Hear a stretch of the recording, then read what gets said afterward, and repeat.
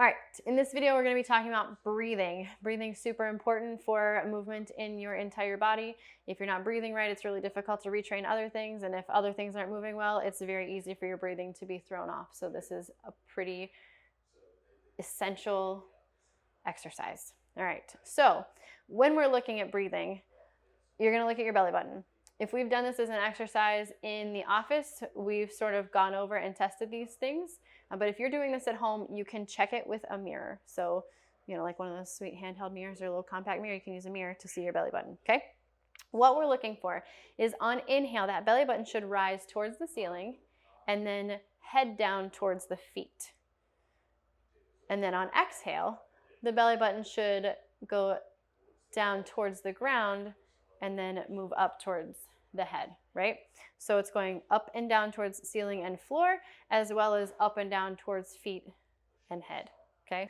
So to review, as you're looking, what you're looking for that belly button to do is rise up towards the ceiling and move down towards your feet, and then move down towards the floor and up towards your head on the exhale, okay? If your belly button is doing that, fantastic, you're doing a great job breathing. If it's not, we need to figure out which area needs stimulation here, okay? So we're gonna start with the pelvic floor. So you're gonna find that pubic bone and you're going to touch it on yourself, okay? So go ahead and bring those fingers right here. Good, you want to then take your breath, and on the inhale, you're gonna bring your breath down into those fingers, trying to push the fingers towards your feet, and then blow it out. If you're trying to use a mirror to do this, one hand on pelvic floor and one hand on mirror will have to do. Breathe again. And out. Good, so Domini's doing an okay job of going floor to ceiling, but I'm not seeing a whole lot of foot to head. So though this is lovely and she's doing a great job stimulating that pelvic floor, it's not doing what we need it to do. So we're gonna move on. Next place we're gonna check is diaphragm. So to stimulate diaphragm, you're gonna go up underneath your ribs like so. So to do that on yourself, you will take your fingers and wrap them around. Good. So let's move that shirt a little bit so we can see that belly button. Good. Good. So take a nice deep breath, and on your inhale, you're gonna try to push your fingers again down towards your feet. And then blow it all out. And that's a little bit better. Go in again. And so pay attention when you're looking at the movement of your belly button to deep down in your belly button.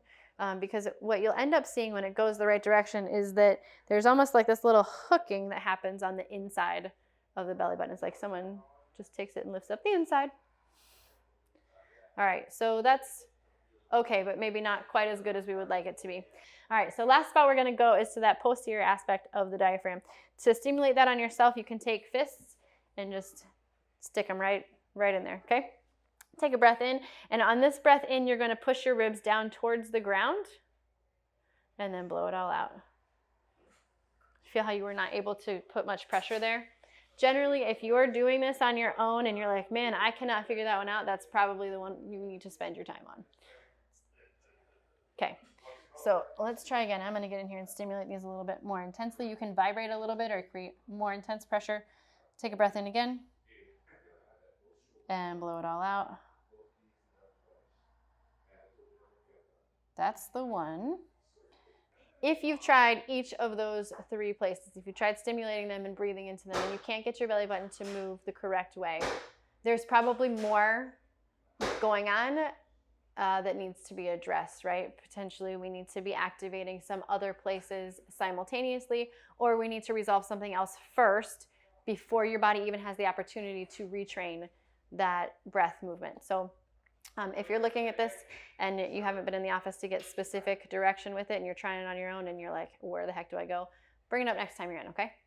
So we are very commonly taught to belly breathe, and that is not necessarily wrong, but is very misinterpreted. Belly breathing should be the idea of blowing up a balloon, and when you blow up a balloon, the balloon blows up in all directions and at the end fills up sort of before the top does, right? The end being down into your pelvis and the top being lungs, neck, right? Obviously your air doesn't actually come down into your pelvis, but the lowering of the diaphragms and the filling of the lungs makes organs come down, right? They should come down, but they should also come out in all directions. So very commonly we see belly breathing looking like this.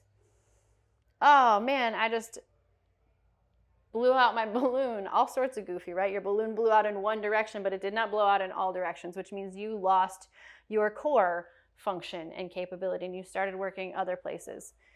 You didn't allow your diaphragm or your pelvic floor to move and do any help. So a breath really should feel more like blowing up a balloon, or trying to, like if you were wearing a corset, almost like you were trying to pop the corset by creating pressure out in all directions.